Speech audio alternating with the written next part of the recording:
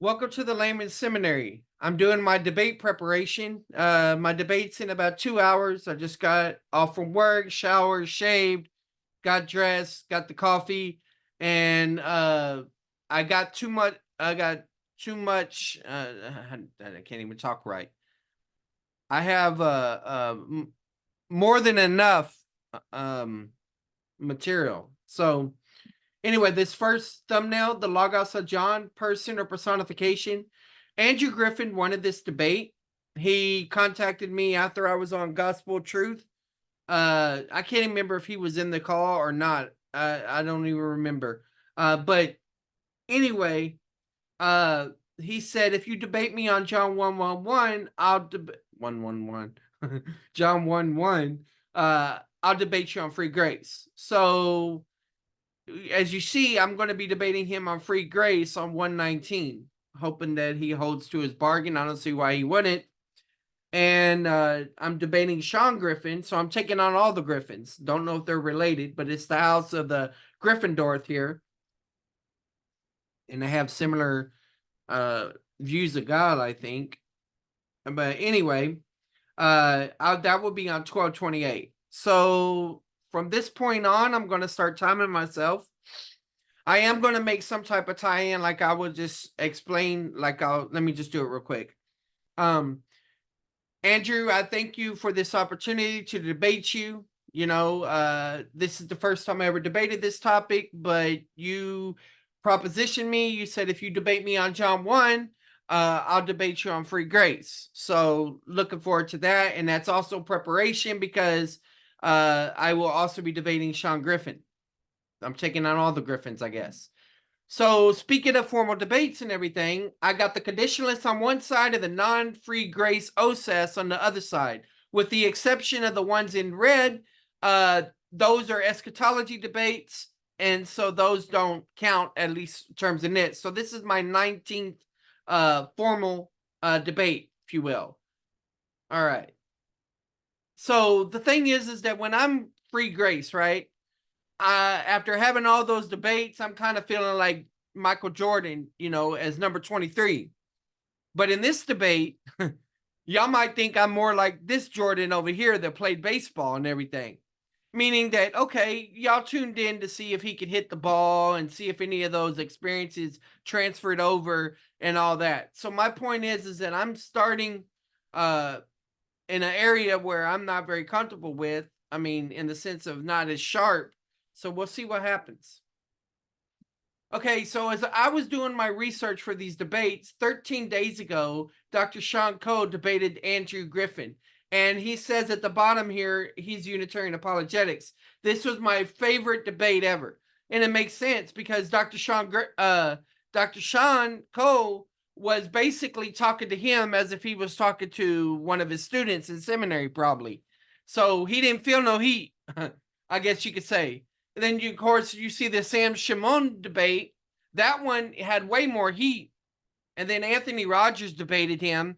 And I personally think that these guys did a great job, different styles. And so I'm going to take a different approach. But I'm hoping to have the professionalism of Dr. Cole and the intensity of Shimon or Rogers, maybe. All right.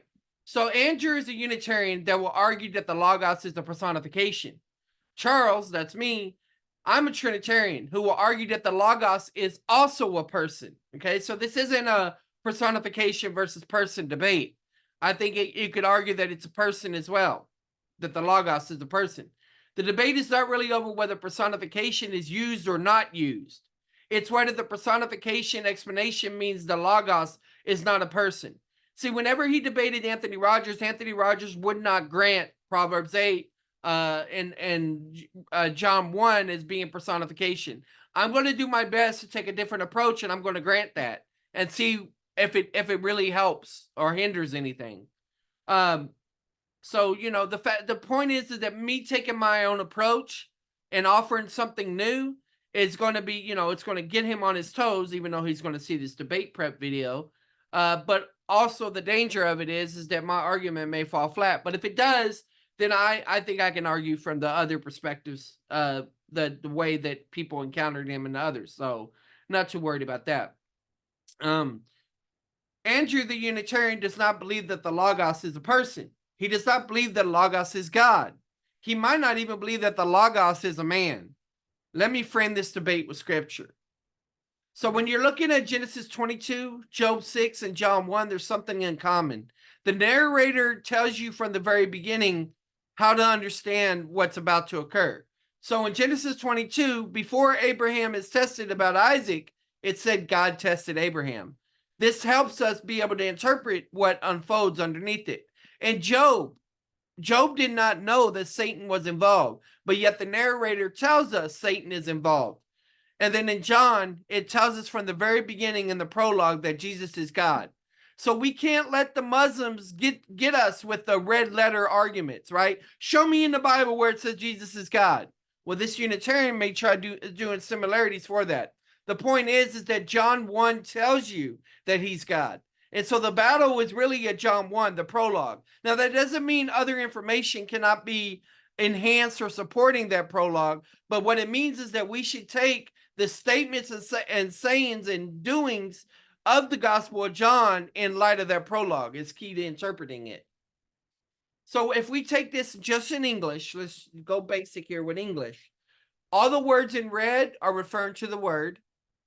All the words in green are referring to God the Father, and all the words in purple are related to relationship. So John 1:1 says, in the beginning was the Word, and the Word was with God, and the Word was God. 1:18 is an inclusio. It's a bookend showing that this prologue begins in 1:1 and it concludes in John 1:18. And it says, no one has seen God at any time. That's God the Father. The only begotten God. Now, of course, Andrew probably has an issue with that because he would take the variant probably of Son there. But either way, whether you say God or Son, the point is this passage is showing you that the Word is a person.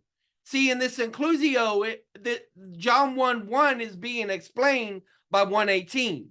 So you see that the Word was with God, and then you see who is in the bosom of the Father. So this relates to that relationship idea. And then it says he has explained him. This is the Greek word exogeomai, and it's where we get the word exegesis. So the reason that John 1:1 calls the Son the Word is because he's the exegesis of God. Here's the Greek if we need to go into it. So the point is that God the Father is a person, right? Every time theos is used, nobody disputes that. But then in 1:18, theos is used, right? If you want to go with the variant. So regardless of that, the Son or theos is a person also, called the Logos or the exegesis. All right, I already said that.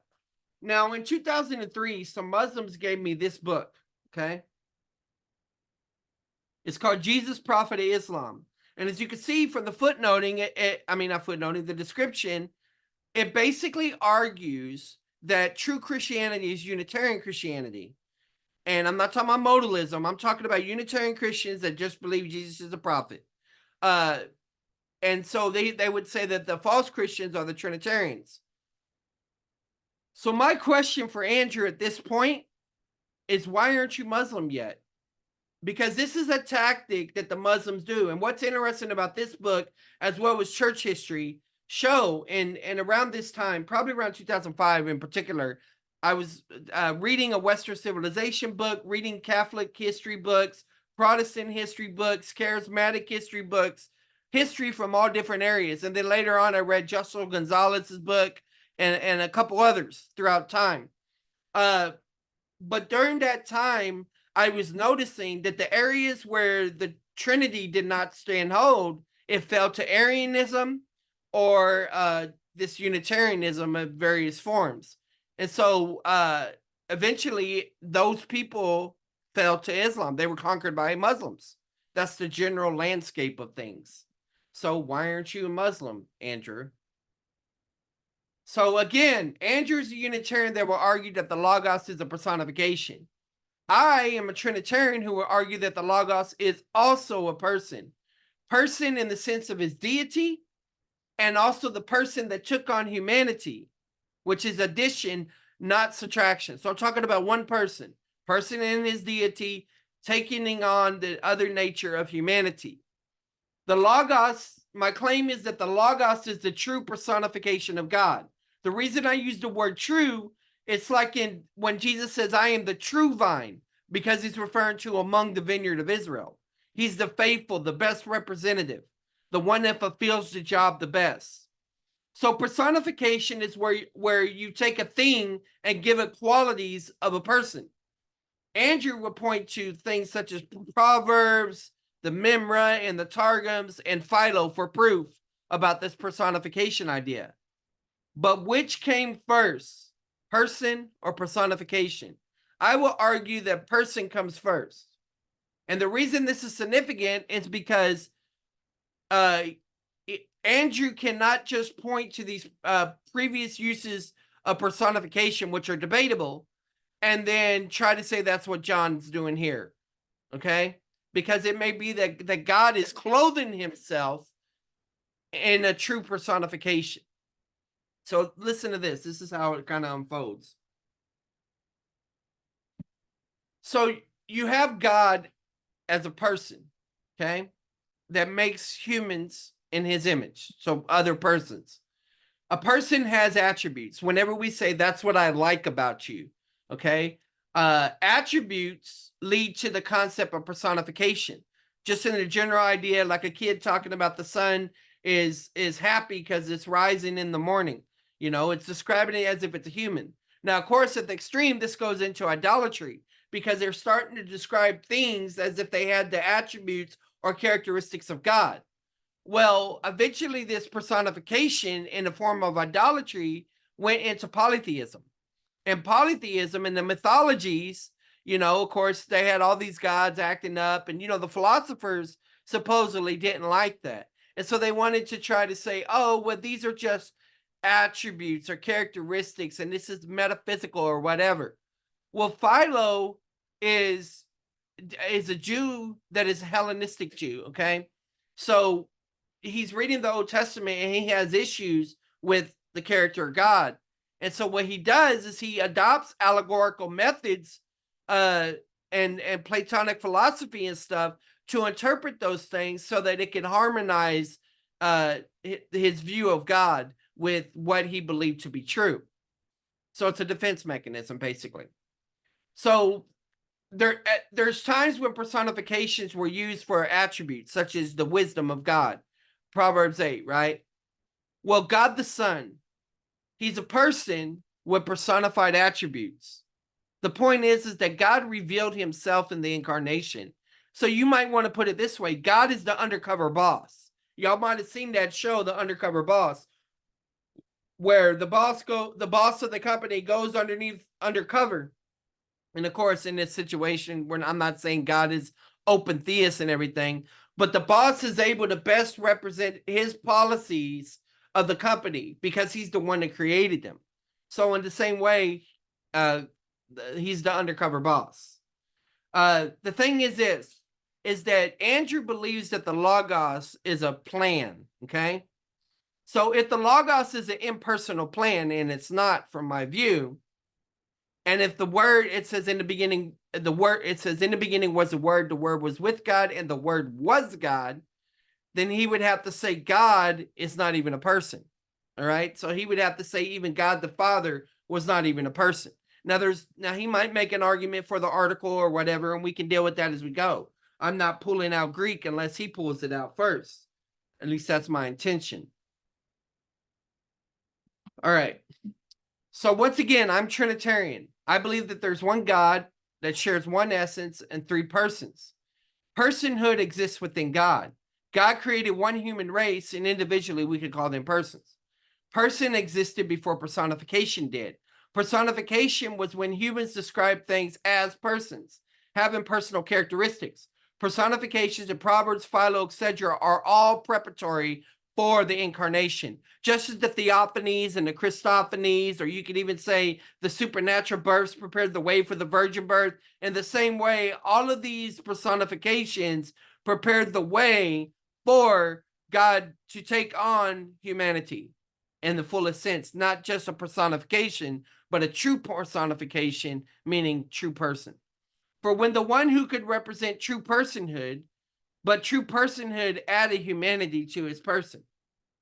Personification is a thing being described as a person. The word would be a thing associated with God, but the word is called God.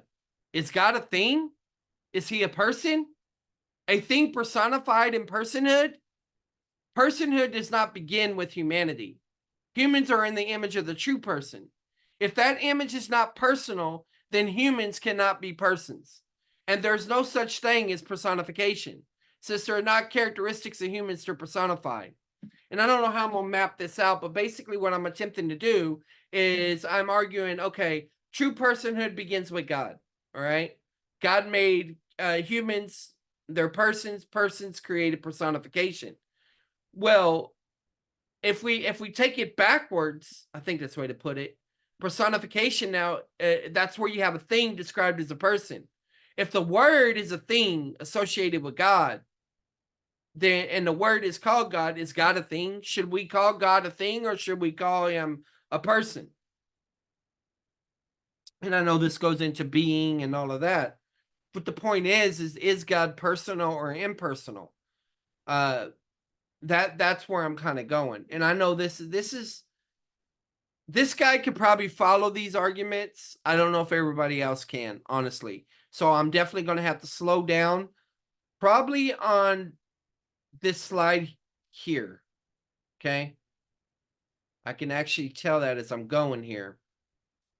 But the point is that if the image is not personal, then humans cannot be persons, and there's no such thing as personification. It would be nice if I could make a stair-step argument and then going up on one side and going down on the other. That's how I would depict this, but I don't know if I have enough time to do that. This is my first debate in this area, so I'm not surprised that it's rough. God is a person. So what is the image of the invisible God? If God is invisible, is he personal or impersonal? Of course, we would argue for monotheism in this. But we may have to talk about the difference between personality and person. May not be an issue with this guy.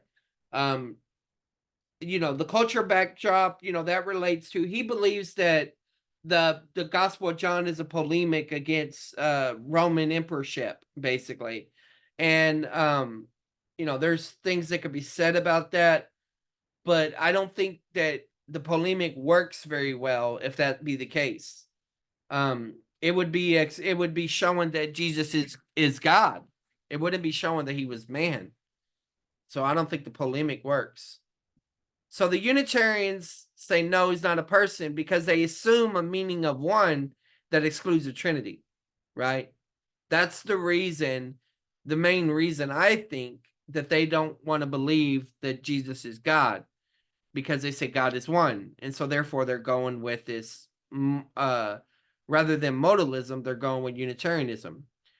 They exclude the Trinity because they assume it's pagan, right? You heard that all the time. And they assume it's pagan because of similarities to pagan versions. In other words, the Targums, the Philo. Yeah, he was a Jew, but he was compromised. They assume the resources about the Trinity are true, so they got their own scholars that they quote. And they assume that the scholars are true that are saying this. They employ the arguments of those scholars, and they assume the background in linguistics is true whenever they make their arguments. Well, what's so interesting is that in 1 Corinthians, Paul says no one can say Jesus is Lord except by the Spirit. So Paul starts with Jesus is Lord right there. I think that's significant because I think he's talking about Yahweh. I don't think he's talking about Caesar there. Peter in Acts 2 seems to start a similar way. Jesus, when he says who's talking about to David, whose Lord is he? So does Lord mean Caesar or Yahweh? Or is he merely an agent? So the next question is an agent a person or a thing? If an agent, then the person exemplaments or exemplars of all the personifications that God is preparing the world with. So the point is if personification is a replacement for mythology, the Jews do not have a mythology. So, basically his argument for the personification in John 1, I don't think is very strong. And, he could argue for Proverbs, but this debate's not about Proverbs. And Proverbs is confronting his culture at that time. Solomon had dealt with idolatry and all of that stuff as well. So, I mean, going through, I'm not very convinced of what I've presented so far. I mean, is that a bad thing to say, that in your debate prep, you're not moved by your own arguments? Maybe. I'm just being objective here, though. We'll see. So this is the 2008 version of Jesus is God, which he quotes in his debates by Murray Harris. This is the 2015 Exegetical Guide to Greek New Testament by the same author. So I was going through there. This is from his debate with Dr. Sean Coe, and he's quoting Murray Harris. The theos regularly refers to the Father alone, apparently never to the Trinity. And then he's got the page and the note. So I went and I chased it down. When ha theos is used, we are to assume that the New Testament writers have ha pater in mind, unless the context makes the sense of ha theos impossible. So he's saying we should assume that this is talking about the Father, unless context indicates it's impossible. And here's the footnote for 112. Well, there's a lot to say about the footnote for 112, but essentially what he's talking about is that you can't impose the Trinitarian understanding into the Old Testament, but the Christians have understanding of the Trinity, and so you can argue that way. So he makes some comparisons with Hebrews 1, and then he goes into this part right here, and so he's making an argument that in Hebrews 1, theos is understood as God the Father. Then we get down to the very bottom. Let's see right here. That is to say, for the author of Hebrews, as for all New Testament authors, one may suggest, the God of our fathers, Yahweh, was no other than the God and Father of our Lord Jesus Christ, mentioned in those passages. Such a conclusion is entirely consistent with the regular New Testament usage of ha theos. And then here's the quote. It would be inappropriate for Elohim or Yahweh ever to refer to the Trinity in the Old Testament, when in the New Testament, theos regularly refers to the Father alone, and apparently never to the Trinity. Okay, so I'm just tracing this down. What's interesting, I found out about Murray Harris, is there was a time when there was a witch hunt against him. Some people call it a witch hunt. And they were basically saying some of his arguments were on the Jehovah's Witness watchdog list, because the Unitarians and I guess the Jehovah's Witnesses are using his scholarship for that. All right, ha theos here designates the Father. So this is the exegetical guide talking about that. This is the book Jesus is God, the use of theos in the fourth gospel, where he says, of these 83 uses of theos, the only place where the word could not refer to the Father are 1:1, second occurrence referring to the Logos, and 1:18, second occurrence referring to monogenes. So this is the same author that he was quoting a while ago. Right here, it says several facts make it highly improbable that John intends any consistent distinction to be drawn between ha theos and theos, as if between the Father and the Son. So Murray Harris is famous for this book, which is recommended in Advanced Greek, Prepositions and Theology. There's another book that for discourse on prepositions, but this one by Harris. So right here, he says there can be little doubt that ton theon designates the Father. 118, he's talking about there. He gives a summary of what he says in his Jesus book, Jesus is God, why it's being used that way. And then he says this, having distinguished the Logos from the Father, ton theon, John wished to point to what they had in common, namely their godhood, theos. So this guy is describing the Logos in terms of godhood, okay? Like the Father and equally with him, the Logos may be included in the category deity as an inherent partaker in the divine essence. If then a single reason is to be given for the anarthrous state of theos, without the article, it is that this noun is qualitative, indicating the nature of the Logos rather than identifying his person. But in an incidental manner, this anarthrous theos also confirms the articular Logos is the subject of the clause and excludes the reference of the word exhaustive category deity, right? So then he goes into, look at his paraphrase. We may paraphrase verse 1 as follows.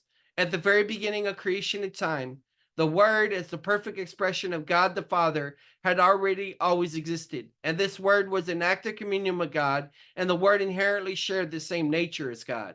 Okay? So he's talking about that, and he's talking about the different times that it's being used here. So he's taking his same nature as God. All right. So then he makes this argument in the debate with Dr. Sean Cole that the word God is generic. He could refer to Elohim and whatever. Well, if that's true, then isn't our Unitarian friend actually a polytheist because he believes in many gods? And if he says, well, no, I don't believe in many gods, I believe in one God, but these gods are used in a different sense. And I'm going to say, well, how do you determine what's the criteria for that? So remember, I'm going to ask him, why aren't you a Muslim? Doesn't that make you a polytheist? So here, once again, it says God is being used in distinctive sense, not as a proper noun that refers to the Father or the triune God, but as a generic title that signifies one who inherently shares the nature or essence of God. So that's talking about and the word was with, I mean, the word was God. That's how it would translate it. So then he goes into his argument for the definition of God. And really what it reduces to is the definition of God the Father. Because he starts talking about God is supremely powerful. Okay. We say God, Jesus is omnipotent, but he'll point to passages that show that he's subordinate and inferior in other areas. And I'm not going to go down that route. I don't think. I mean, because the prologue tells you that he's God. God is invisible. Okay. No one has seen God at any time. All right. So that means that that all the Christophanies, the theophanies in the Old Testament were Jesus Christ, pre-incarnate. Of course, he doesn't believe that. And then Jesus represents God. He's an agent who acts on behalf of God. Okay, this is my question. Is he an agent as the Logos, or is he the agent as the Son? And I'm asking it in the sense of his terms because in his view, the Logos is a plan. Well, how can a plan be an agent? An agent is typically something that is used. Like when you're talking about Greek, when you're asking the how question on adverbial relationships, you say means, manner, instrument, and agency. Those are the ones that come into my mind. Means is like how you do something. Manner is like the attitude that you do it. Instrument is what you do it with. And agency is kind of like who you do it for. Okay. So agency is like you are depicted as like an agent for God to administer something, but still you're a personal being. So I mean, it just depends on how far he wants to stress the personification and all of that. So those are some things I'm wondering about. This is talking about the word send and all of this. You know, the Trinity explains this stuff. So this was his summary from that debate. The title God never refers to more than one person at a time. Well, your assumption is that God only refers to one person, God the Father. You don't take God to refer to the Son unless you're talking about some divine or in some type of less sense like that. He says God is generic title given to human beings as well as the Lord. Okay, but how do you differentiate when it's God and when it's not God? And we must define and agree on what we mean by God. That's true. You reduced it to one person, and that person being the Father. And anything that is not the Father is not the Son. Jesus represents God. He's an agent who acts on behalf of God. Okay. Notice he didn't say it is an agent who acts on behalf of God. Why? Because he knows that an agent is personal. It's not impersonal. All right. So this is I think somebody from GS side, they said this about Murray Harris's book. He said the word theos occurs those many times, and Harris believes that 15 possible use of theos as a title for Christ, only 7 are actually used. He concludes that theos is definitely used of Christ in John 1 and in 2028, probably in 9, Titus, Hebrews, 2 Peter, and probably in John 1:18, probably because it's text or variant, and so on. So yeah, I went through that, and then so these are some of my notes that I might use. But yeah, that's all I have right now. So I'm going to stop the time, upload this, and see how long it takes, and I'm going to cut it down more. I'm going to make modifications to my slides to help with the flow. And anyway, guys, God bless.